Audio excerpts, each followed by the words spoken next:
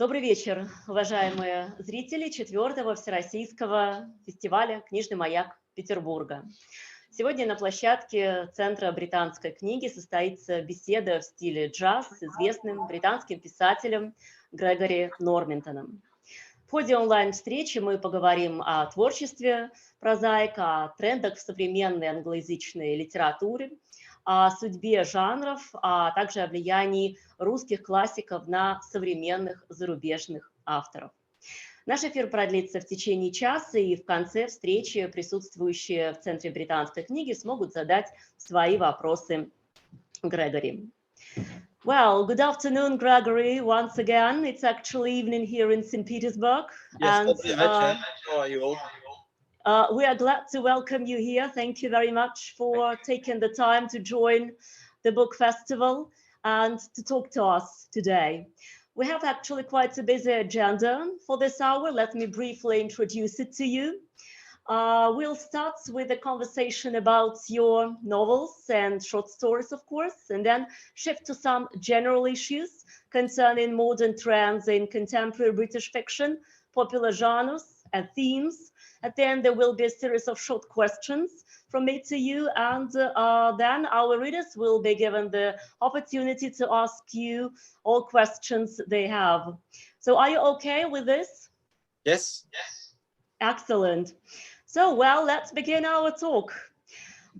You know, Russian readers know you mostly for three first novels, in particular The Ship of Fools, Arts and Wonders, and The Ghost Portrait. On your official website, you can find the following definition of them given by you yourself.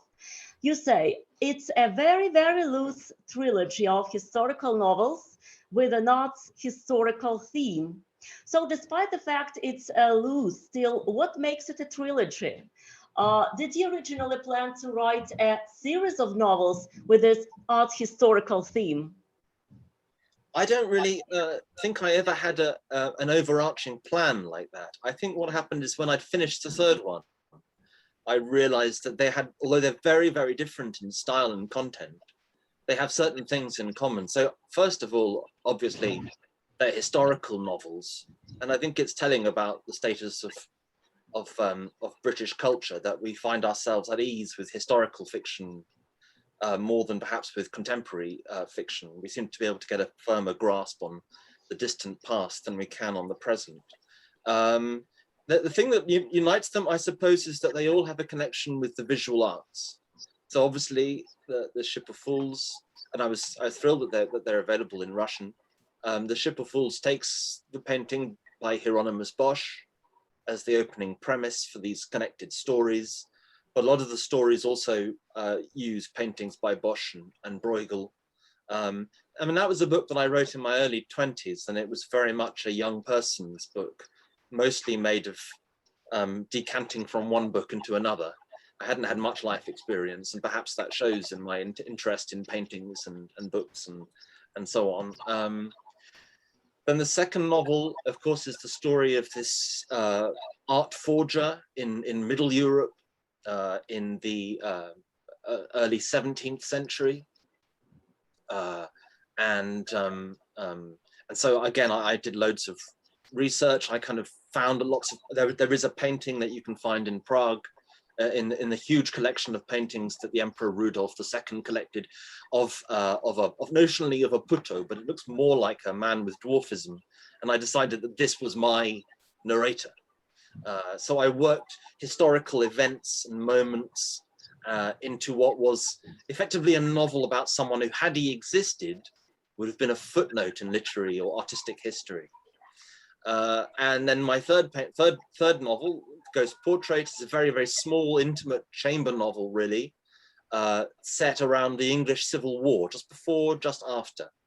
And it's about a painter, a portraitist, who, like Milton, and his sort of parallels with Milton are intended, is blind, and towards the end of his life, he tries to get a young student of his to complete a portrait of his dead wife. So in the sense that all of those novels have art making at their center, they kind of fit together. But also I think my trajectory was from fantasy, which as a young man I could write, towards naturalism. So my third novel is very naturalistic, very simple, very plain in a way, and also away from my Baroque instincts to something a little plainer. So that's how I think they fit together. But of course, I haven't really stayed on that historical fiction trajectory, and that makes it much more difficult for publishers to know how to categorize you as an author. I imagine it's the same in Russian literary life. People like you to produce the same literary product, but with variations. Whereas I tend to want to do something really new each time, mainly because I'm very easily bored. And if I were doing the same thing over and over, I think it would start to show in the writing. Well, thank you. Thank you very much for your complete answer. Let's continue. And now I would like to speak about the genres which seem to be your favorite ones, or where you feel more comfortable, probably. So in the interview to Becky Harrison, devoted to your book of short stories, The Ghosts Who Bled, published in 2017, you say, I like expansive short stories that have some of the scope of the novel, yet compress it. So do you agree that nowadays writers tend to create novels which look more like short stories, yet formatting them as novels? I mean, the scope, the overall panorama, even the number of pages, which do not remind us of classical novels of previous epochs. Is it a sort of a trend? And if so, what would you say about your own preferences here? Right. My preference is for brevity, but it depends entirely on the nature of the book. A really short version of War and Peace, you'd be missing everything that makes it War and Peace, obviously. So I think there's something about the 19th century novel. You know, it had no real competition amongst the literate middle classes that were emerging across Europe. Cinema wasn't around, radio wasn't around, TV. So there was kind of space and scope for the minority of people who were reading fiction to really immerse themselves in long, long projects. And, you know, in Britain too, you know, Charles Dickens wrote a couple of fairly short books, but most of his books were very long. And this is partly to do with practical things. Like, as you know, they were written, in the case of Dickens's novels, for publication, serial publication. So, you know, he produces a few chapters each month. A little bit like, I suppose, the long form TV dramas that are really kind of the big novels of our time now. So I think there is a lot of pressure on writers to produce fat books, because there are readers out there who think they're getting their value for money page in terms of the weight of pages. But there is a counter movement, I think, certainly in Britain, and it's been around a long time in France, which is the only other literary world I can speak about in terms of contemporary output, for much shorter works, which seem to me to sit better with a culture that has a lot of distractions in it. I think it's a lot to ask of readers to devote themselves to a 1,000-page novel. So I'm quite drawn to things that are short. But you know, it depends entirely also on the genre. So, as I'm sure is the case with you, if you read fantasy or you read science fiction, those tend to be quite fat books. There's a lot of world building, for instance, and people want to be immersed in those other worlds.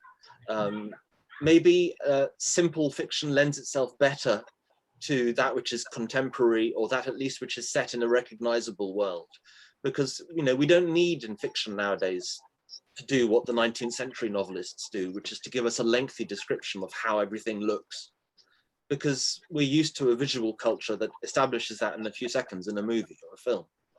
So I think contemporary fiction would lend itself quite well to brevity. I think perhaps genre fiction tends to be a bit longer, a bit more prolix. But, you know, everything depends on what the story wants from you.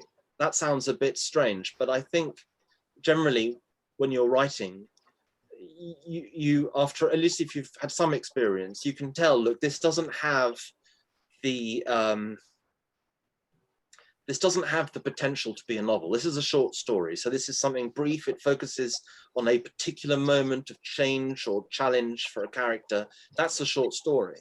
Generally, you can work out how much space a story needs to occupy as you work on it. that's a rambling answer to your question, but yes, I'm increasingly drawn to books that are quite short, but if I ever find myself working on something that wants to be more expansive, then I will try and allow it to take the space it needs. So there's a novel I'm hoping to start work on after the one I'm working on now, which is a return to historical fiction, and is the story. It's based on a historical figure, a Quaker, and one of the very first American to write against slavery, a friend of the young Benjamin Franklin, and so on. That's quite an epic novel. So that's probably going to be a fat one. But most of the things that I'm working on tend to be quite brief. That said, oh, sorry, go on. No. Sorry, I just see your points, and indeed, I'm really grateful to you for this complete explanation. If anything left to say, so feel free to continue, of course. No, I think I've forgotten. It's gone. Oh, I'm really sorry, because No, I was overwhelmed and fascinated by what you've said. Let's continue speaking actually about modern trends in the world literature as you see them. Gregory, what can you say about the most burning themes in British literature of the third millennium? What topics are in the spotlight of contemporary English-speaking writers, and you in particular, please? Goodness. Okay, that's a small question you've asked me there. I'm still trying to catch up with all the great novels written in the last few centuries, so I can't pretend to be reading hundreds of contemporary novels. So I'd be a bit cautious about pretending that I can answer that question about overall trends. I'll attempt one. So like lots of writers, I can't begin to earn a living from my writing. So I teach literature and creative writing in a university in Manchester. And I think I get a sense perhaps more from my younger students of where things are going than I do from fellow middle-aged colleagues. And I think one of the big things that's happening in British literature for the moment is an attempt to try to expand the scope of the novel to incorporate a wider diversity of people. So obviously we have the legacy of the British Empire means that we have people speaking and writing in English around the world. We have Indian English novel. We have, North American, obviously, novels, South African, Australian. So there are lots and lots of English language literatures. And it's much harder to say where the canonical center is now. I think that's broadly a positive. I think it's also a positive that we're hearing from more Black writers, from more Asian writers. But it does mean, given that there's a limited number of people to read and they all have limited time to read, that I think the people who are more accustomed to being read and paid attention to are having to take a little bit smaller slice of an ever dwindling pie. And that causes kind of what we might call culture war tensions. And I think there's quite a kind of there's quite a lively conflict between literary journalists who are trying to defend the idea of a British canon and lots of writers and academics who are trying to challenge the idea of that canon. And it's a tricky one. So for instance, I think Rudyard Kipling is one of the great English writers. But there's also no question that he was an imperialist. Now, like most good literature, his best work transcends his own politics. So you read a novel like Kim, which absolutely accepts the existence of British and Russian imperialism in the Asian subcontinent as normal. And yet at the same time, because Kipling knew this world very well, having grown up in India, his portrayal of the colonized peoples has a degree of sympathy and understanding, which makes that novel, as well as the quality of its prose, still worth studying now. But there are people who would say, why should we still be paying attention to Kipling now? Let's hear from writers who were themselves the colonized. So I think there is quite a lively and sometimes quite painful negotiation between these voices. But my broad feeling is that all human beings have stories worth telling, and the more people who can be heard telling those stories, the better. So Well, I think that's definitely. probably the big thing for the moment. Yeah, I totally agree with you. The more stories we have, the better. Thank you. So now I would like to shift our conversation to, so to speak, Russian ground. In the interview to Vicky Heath, you said about your great interest to Chekhov's In the Ravine, having called it one of the most disturbing things you've read. At the same time, in the talk with Norman Jarrett, you admitted that Nabokov is the one whom you consider the greatest stylist of the last century. Also mentioned that together with Beckett, you see Nabokov as one of the two bookends of your tastes and values as a reader. So who else from Russian writers can you name as the ones who influenced you and probably even shaped you as a writer? Goodness, yes, you've done your research. I don't even remember saying those clever sounding things. Well, just about the Beckett and Nabokov. I mean, Nabokov, it's there's this, there's this joy in and relish for the quiddities of the visual world. And then you've got someone like Beckett who's working, he's whittling away until you're on the edge of extinction with his literature. So I suppose that's partly about abundance on the one hand, and jubilation in literature and in words and language, and absolute spareness on the other. So I'm kind of interested in my own swithering between abundance and sparseness. I suppose there's a bit of the royalist and the Catholic in me, and there's a bit of the Puritan, and that tension, I suppose, is where I'm trying. That's the line I'm trying to walk as a writer. So I'm obviously drawn to writers who are doing, who exist somewhere on that line. So that's to address those two. I mean, obviously Nabokov is very influential in the English-speaking world because, as well as being a Russian writer, he's an American writer or Anglo-American writer, and just like, it's very irritating actually, just like Joseph Conrad, is probably one of the greatest writers of the English style, and of course English was his third language after Polish first and French second. Nabokov, English is his second language. Not only does he manage to be, I understand from Russian readers, I don't speak Russian as you know, one of the great Russian stylists, but he also is one of the great English language stylists. And I'm kind of interested by writers who are bilingual. I mean, I know this was something that we talked about when we spoke a few weeks ago. That Beckett too had to escape English, had to constrain himself within French, which was his second language, in order to discover exactly what it was he wanted to say and how he wanted to say it.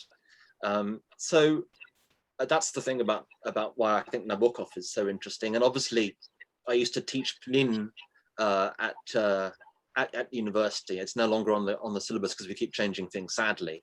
But it was always a thrill to see people discovering this writer. And I could talk for ages about Nabokov because I find him such an interesting character. One of the things that he's often criticized for in quite politically correct academia is his apolitical writing.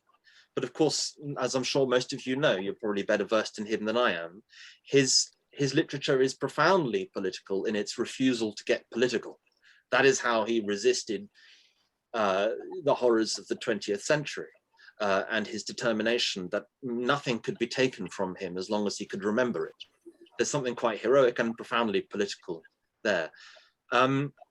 Chekhov, of course, is hugely influential in Britain. Still, the theatre, I think most young actors, and I trained as an actor before I realized I was no good at it and stopped. But years ago, that was what I wanted to do. I was okay, but I wasn't, that good. And, I still think for British actors, doing Chekhov on stage is as much of a rite of passage for an actor as doing Shakespeare on stage. It tests you as a naturalistic actor. And I think possibly also there are things in the theatre in Chekhov's plays, which it's a cliche, but represents something of the Russian soul. There's something in common then with the British soul, I think, there, because something of that spirit of yearning and repression and the emotion that must be contained at all price, that resonates with the British, I think. But it's one of the reasons why I love his short stories, is that they're much more, as you know, they're much more diverse in their subject matter and in their settings than the plays. Now, there are a few peasants who crop up as minor characters in the plays. You know, the elderly former serf on the estate or whatever it might be. But as you know, in the Ravine is writing about peasant culture. And it doesn't have any of that possibility of nostalgic wallowing that the plays can have. It's really a brutal, shocking story. And I find Chekhov just an endlessly fascinating man as well. I think what's also striking, and there are exceptions to this, there are plenty of monsters in literature, but I don't think there are all that many. And I think certainly in the case of someone like Chekhov, something of the quality of the human shows in his writing, something of his humanity. And I think that's what makes him so great. His perspicacity and his readiness, I think also, I mean, I can't really speak for the period, but to his contemporaries, but his readiness to put at the center of a story a character who literature for the middle classes and the aristocracy might have considered not worthy of paying attention to. Chekhov is always saying, look, everyone deserves to have some attention paid to them. So that's part of his greatness. So we can talk on about the influence. Yeah, well, thank you. In the UK, thank you so much.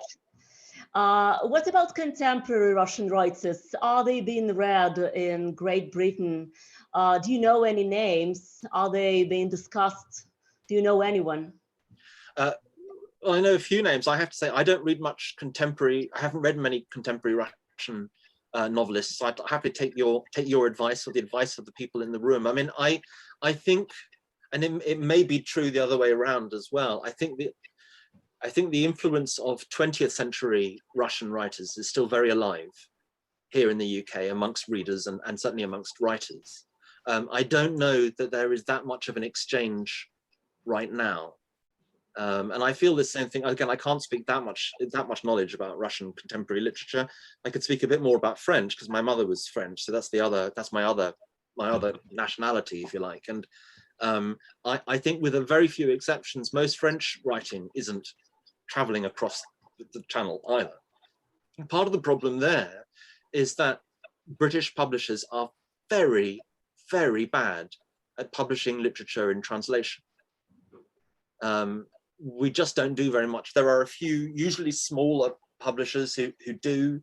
I know that he's arguably a French writer, but André Makin, who of course writes in French now, he is published in English. But there isn't. I wouldn't say that there are any really. Andrei Kurkov as well is obviously known. But I still would say that I think the Russian novels that people are paying attention to now are still the ones that came out before the war or shortly afterwards. So I think Bulgakov is still read a lot. Master and Margarita is also, I mean, that's still a bestseller here in the UK. You know, obviously going further back, you know, Tolstoy and Dostoevsky are still very important. But no, I don't think there's that much contemporary fiction. I don't think there's much of a conversation between Russia and the United Kingdom in the only sphere that I have any affection for, which is the artistic one. Well, thank you very much indeed for your point of view, and I hope those who came to the British Book Centre today will possibly share their pieces of advice and recommend you some names to read, some Yes. Contemporary writers. Yeah, it would Please be nice indeed. Write some names in the chat so I can educate myself. Exactly, yeah, nice idea. I hope those who are watching us online will do this. And thank you for touching this aspect upon already, I mean, translation, because my next question is about this. We know that you have done a number of translations so far, The Little Prince, for instance, by Exupéry, and Belle and Sebastian by Cécile Aubry. And discussing your translations in one of the interviews, you said the translation work is a good exercise for a stylist because it requires you to convey a voice other than your own. It goes without saying that while doing translation, one always risks losing something. And we have mentioned that while speaking some weeks ago. In this respect, I would like to ask you, what do you think about translating fiction into the language of another genre of art? Let's say cinema, for example. We all know Tolkien, who was absolutely against filming any of his fiction. At the same time, we know George Martin, who's eager to participate in creating series based on his books. Do you like film adaptations? Would you like to have any of your own books transformed into films? Yes, yes, I would. That would make me some money for a start, and it might help me find some readers, which would be even nicer. I mean, I think we're all, I suspect most of us are more film literate than we are literate, even if, we read an awful lot. Even in terms of, how we understand movement from a scene to another scene. So I think we tend to, I certainly am aware that I when I'm teaching my students, I'm always reaching for film analogies. They're trying to do something and I can't quite describe what I think they're trying to do or should do. I'll say, well, look, imagine this is a wide shot in the film, and then what are you zooming in on? What are you paying attention to? Because I think you're leading the eye of your reader on the page in the same way as you're trying to lead the eye and the reader on the screen. There's a moment in a film called Children of Men. I don't know if any of you have seen it. A wonderful Alfonso Cuarón movie. It takes place here in Britain in the near future. And for whatever reason, women are no longer able to have children. So it's a kind of neo-apocalyptic vision. There's just a scene in it where we are in the house of a dissident, a cartoonist, and his journalist wife, who has been left catatonic after an assault from the police at some point in the distant future of the novel, at least, and of the film. And the camera just pans across a number of picture frames on the mantelpiece of this dissident and his ruined wife, damaged wife. And those images are chosen with such care that each has a little narrative compressed inside it. And the audience can read that narrative very, very quickly. So in the course of what, a 20-second pan, you get the whole backstory of these characters. Not a word has been spoken. Now that kind of economy you can only dream of on the page. So I think there are lots of things that novelists and writers of prose fiction can learn about brevity and storytelling from film and TV. So that's the first thing. And then the second thing I think about adaptations is that it depends a great deal on what you're adapting. I was mentioning War and Peace earlier. That cannot be adapted into a 2 or 3 hour film. It can't even really be done in a 10 episode, 1 hour episode series. It's just too vast in its expanse. So what happens and there was a quite good BBC adaptation of War and Peace a few years ago. I don't know if it was a broadcast. It's Coles to Newcastle for you guys, but I don't know if it was sent to you in Russia. But it's pretty good. But when you compact it into 6 hours, suddenly all those coincidences, which are very contrived. Oh look, they've encountered each other again. You feel them much more than you would do when you're immersed in this vast novel. So I think lots of great literature doesn't lend itself well to film. What lends itself very well to film, I think, is the short story and novellas, or kind of very flawed novels that almost make it but don't. Most novels don't make it, but if novels that have 1 or 2 things that work, but broadly speaking, they don't quite pull it off. If the filmmaker has sufficient vision and sufficient support from the producers and the people with money, often they can find that which is interesting in it and make something very different from it. So there's a very good film called Under the Skin, Jonathan Glazer's film. So it's based on a fantastic novel by the Scottish, well, sort of, is he Scottish? Dutch-Scottish writer Michel Faber, of the same name. Under the Skin, the novel, which is about an alien who travels around the Highlands of Scotland, kidnapping young men in order to fatten them up and then send their meat intergalactically to the customers back home. The novel is basically a brilliant satire on the food industry, and the film is something quite different. So that's the other thing. I think if you take the material and do something quite different with it, and not saying this is a slavish attempt to recreate the novel on screen, which is pointless, because why make a novel on screen? You want to make a film on screen, then I think it can work. So yeah, I mean, I think I'd love to be involved in film, but I've never had any luck there. Well, I hope if you are quite positive about it, you will receive some invitations in the near future and will enjoy a wonderful film based on one of your novels or one of your short stories. Well, and we are, you know, just quickly, just one, I think we're talking about the influence of Russian culture. I think in film terms, I think probably Andrei Tarkovsky is probably one of the most important filmmakers for contemporary filmmakers. I can think of people like Ben Wheatley, who's been quite an interesting horror filmmaker here in the UK. You know, his last film has got Stalker written all over it. And what's also interesting about Tarkovsky, of course, is that he has a background in literature. And of course, Stalker is a novel. Solaris, it's a novel. So, you know, some of the greatest things ever made on film have roots in fiction. But then because Tarkovsky was a genius, he transcends these perfectly good novels and makes something extraordinary. So it's always been it's always been broadly a rich relation between the two. That's it, totally agree, thank you.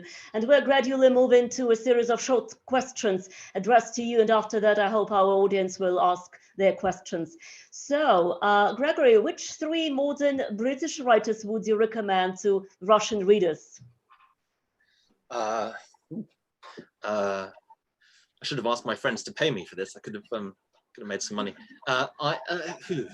Well, they're not all alive, but they're reasonably recent. So one of my absolute favorite writers, British writers of the last 60 years, is Penelope Fitzgerald. I don't know if her work is available at all in Russian, but I think she's one of the great British novelists of the last 60, 70 years. She's quite interesting for a host of reasons. She only really started getting published in her late 50s. With commercialism, I think there's a real interest in telegenic 22-year-old novelists, and then after that, publishers kind of get less interested. Whereas, you know, Penelope Fitzgerald arrives on the scene, you know, in her 50s and 60s, and writes an extraordinary sequence of, I think, eight or 9 books only, novels. One of which, The Beginning of Spring, actually takes place in St. Petersburg in 1913. So I'd recommend, perhaps for the Russian members of the audience here, I'd recommend, if you can find it, Beginning of Spring by Penelope Fitzgerald, or her last novel, Blue Flower, which imagines the life of the German romantic poet Novalis. So I think she's truly great. Another one who I'm sure you will have heard of, who for me is very important, is William Golding. Obviously best known for Lord of the Flies, but all of his novels are very worth reading. Quite a challenging writer, quite countercultural in that sense, but I think he's great. His book The Spire, which is about a medieval priest's obsession with building the tallest spire for his church, and it all starts to go wrong, sort of Fitzcarraldo style, if you can imagine that in medieval England, is wonderful. He wrote a book called The Inheritors, which was a second novel after Lord of the Flies, and that imagines the first encounter of Neanderthal family with us, with Homo sapiens, and his kind of post-Christian take on the fall narrative. So he's a great writer, I think. And then a writer who I don't know if he's in print in Russia, he may be too English to travel beyond this island, but he's alive still, just that happily, is Alan Garner, who is a writer who started off writing books for children where a fantasy world starts to intrude on our world. It's sort of low fantasy rather than high concept fantasy. But he's interested in myth and science and the place where these two meet. So I'd strongly recommend Alan Garner if he is translated. He's one of those writers who people in the know think is a genius, but lots of people, particularly in academia, think children's writer, I'm not touching that, that's not serious. But I think actually he's very serious and well worth reading. So yeah, those are my three favorites. But that I wouldn't want to pretend that I have a fix on the sheer amount of stuff being produced right now. Well, anyway, thank you very much. As for William Golding, he is, by the way, one of the top British writers who has been widely discussed in Russia, and there is lots of dissertations actually. Oh. And I devoted my first PhD to William Golding's Sea Trilogy. Oh, so yeah, we know and love him very much. Well, I didn't know that, everyone. I wasn't trying to, please that particularly. But we'll have to agree about this. We'll have a Golding chat some other time. I'd love to do that. Well, let's continue. Could you name the novel? It's a very personal question, I would say. The novel which you've written and which is your favorite one. So imagine they are your children, and actually for any writer, it seems to be true. So what's your most favorite one? So I've had a couple of novels that haven't been translated into Russian, sadly. I hope maybe they will be someday. The one, Serious Things, is my fourth novel, which is about sort of an English public school boy psychodrama. I wouldn't say that's my favorite though. I just feel a bit sorry for it. I would say probably my latest one is the one I'm most attached to, but that's not the same thing as favorite. I think it's just that I still have some of my emotional ganglia attached to this project. It's not quite free of me. And that is my fifth novel, The Devil's Highway, which is in three parts. The first bit is in Roman Britain, second bit is in 2011, and the third bit is a few centuries in the future. But what combines these three narratives in these three time periods is the location. It's the same area of heathland and pine forest and suburbia where I grew up. I wanted to write about my home landscape. So it's partly historical novel, it's partly contemporary, it's partly speculative fiction or science fiction.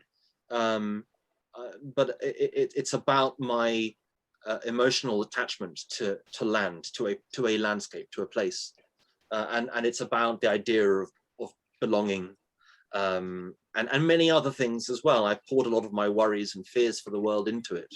So that's a novel I think I'm probably most attached to at this point. But you'll have to read it in English. Well, thank you. We are waiting actually to have them translated into Russian anyway. Those who came today to the British Book Center can read in English very well, and I hope if they get a copy, they will definitely read it. The next question is, you have mentioned this, and we know that you tried yourself as an actor. So if any of your novels were filmed, what character would you like to play and why? So if the novel I just mentioned were made into a film, which I think it could be because it's a short novel, I would probably have to play, so that the middle narrative, which is set now, the main character, a British soldier who's now back in the UK, discharged, and is suffering post-traumatic stress disorder from his time in Afghanistan.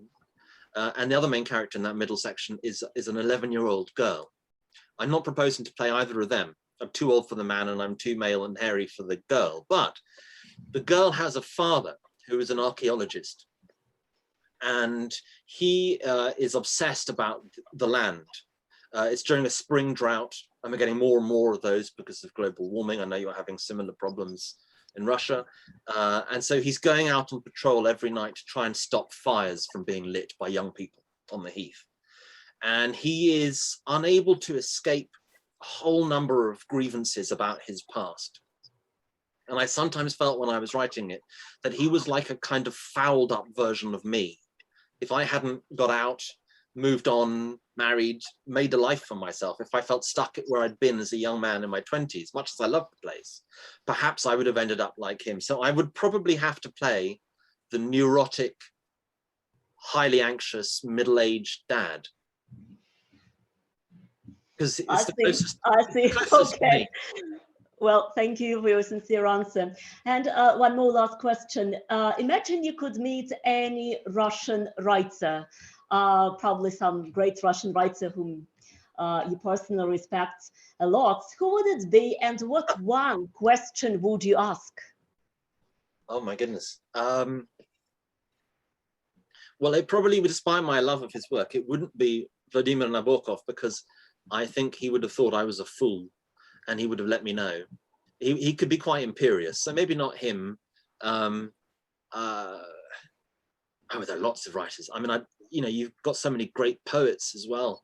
I think I'd probably want to spend an evening in the company of Anna Akhmatova. But perhaps her when she was a little younger, before life had weighed down so heavily on her. But I think she must have been absolutely astonishing company. So yeah, Akhmatova. Well, what would I have asked her? I would have asked her how she was able to write Requiem. But she wouldn't have been able to come up with an answer, I think. Yeah, thank you. That's really interesting. As for Anna Akhmatova, she belongs in Petersburg, and we have a wonderful museum apartment here. So I hope one day you'll come here and we'll make a nice excursion for you, so that you could feel at least the atmosphere where she lived, where she created. And that would be probably a sort of meeting. Yeah, well, that would be a pilgrimage for me. Yeah. Well, now we have some time left, and I'm waiting for questions from the audience. We decided to make it in the form of little papers, which those who came to the British Book Center prepared with their questions to you. So just a moment.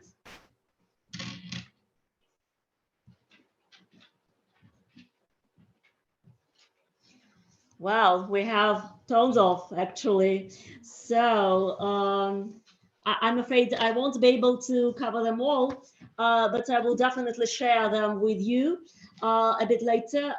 Let me start with, a very interesting question about some, trends or direction which British literature and world literature in general will possibly take in future. So what do you think will be with the literature in the nearest future? What ism will be next? Postmodernism, metamodernism, electric modernism, or something else? Oh my goodness. I think we've definitely moved past postmodernism now.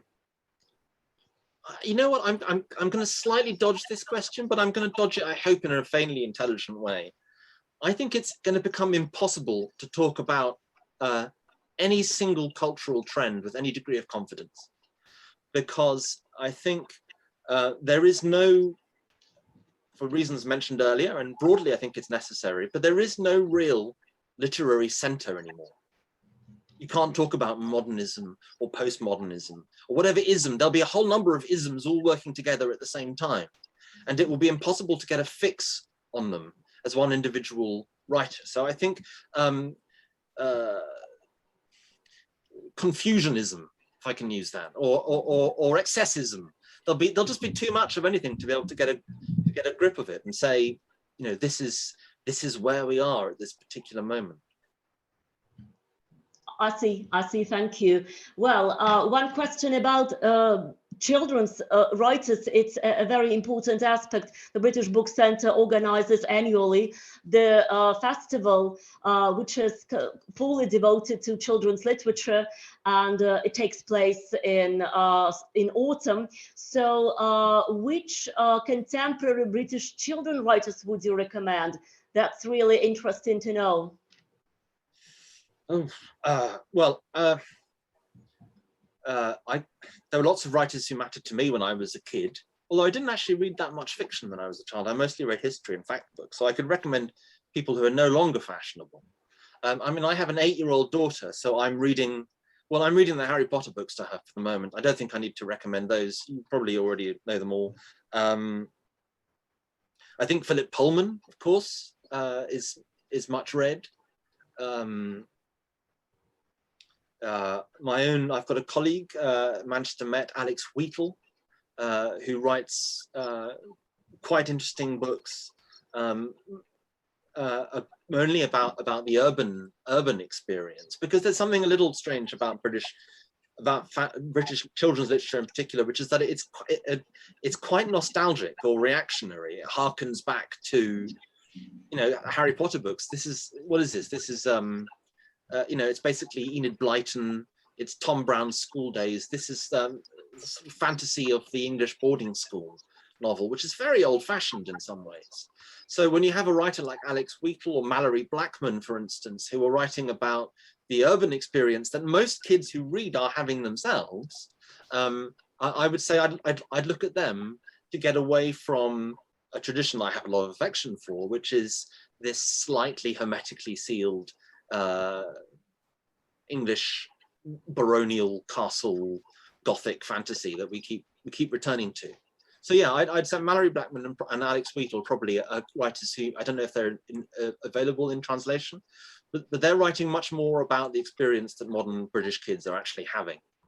But then I suppose one of the big parts about children's literature is that we tend to not escape, I don't mean that in a negative way, but we tend to go into fantasy universes because we can more easily learn something about human life and interaction and politics in the form of a fantasy like Hogwarts than perhaps we could do as a kid writing about the contemporary. So. But I don't really know that much about contemporary children's literature, mostly because I'm still reading old classics to my daughter. Oh, well, that's nice that you've mentioned your daughter, because one question is connected with the literature you read to your children and whether you read comic books. We have here in the British Book Centre a wonderful collection of comic books. So is it part of your interest? Yes, it is for me. Well, my literary agent hates the fact that I'm very interested in comics. I think she thinks it's not very grown up, which is probably right. But I grew up with the French comic, which the French call La Bande Dessinée. So obviously, I mean, worldwide, people will think of, I mean, French language comic, I should say, because there's lots of them from Belgium. People will think of Tintin, and they'll think of Asterix and Obelix and so on. But I don't know how things are in Russia, but certainly in Europe, particularly in the Francophone countries, the comic or the graphic novel has a cultural cachet. It doesn't really have that in the UK, starting to, mainly under the influence of American people like Art Spiegelman, who did the extraordinary books Mouse, about his parents' experience in Auschwitz-Birkenau. So I'm very interested in it because I grew up reading them and drawing them. I think probably the first storytelling I did really in quite an applied way was actually in the form of comics. And I am trying to get a graphic novel. I'm perfectly happy to call it a comic, but again, there's a kind of cultural cringe about it amongst publishers. I'm trying to get a graphic novel off the ground. So it's a great medieval Irish poem that I've adapted, and the script is done, and I've got a fantastic artist on board, but we can't get a publisher to buy it yet. And we're stuck in this difficult situation where basically we need to earn enough money for the artist to do about 2 years worth of work on it to make it real before a publisher will take a risk on it.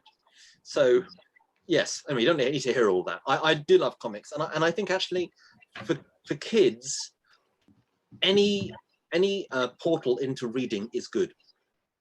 I think what kills reading amongst young people, amongst many other things, mostly the phone, of course, but what kills reading really is reading elevated into a virtue. So I don't know if any of you heard this from your parents, but go and read a good book. Start making a noise, go and read a good book. Start watching TV, go and read a good book. Guaranteed to kill the love of reading in that child, because you should read anything you like as a kid that interests you. And if it starts with comics, great. I would encourage people to then move on to other things as well. But I think broadly, I think it's often our first experience of story. Thank you. We totally agree with you. And we have a number of questions connected with translation process. So our audience asks about 3 major principles of good translation, some techniques, but unfortunately we are pressed for time. Yes. And we have to finish it, round it up. I will share the questions with you, and if you have any time to provide us with your answers, that would be just awesome. Anyway, Gregory, we are so happy to have you here during this hour. It's a great honor for me, for the readers, for those who came here today. Thank you for joining us online, for answering our questions, for spending your time with St. Petersburg readers, big fans of your novels and fans of literature as a whole. I hope to have new books of yours translated into Russian soon. And of course, we're waiting for new writings from you. So thank you one more time. And we have to say goodbye to you. Well, thank you very much indeed, everyone, for giving an hour of your time. I wish you all well. I wrote this down. Thank you so much. My pleasure. Yeah, спасибо и до свидания. Всего доброго, до свидания.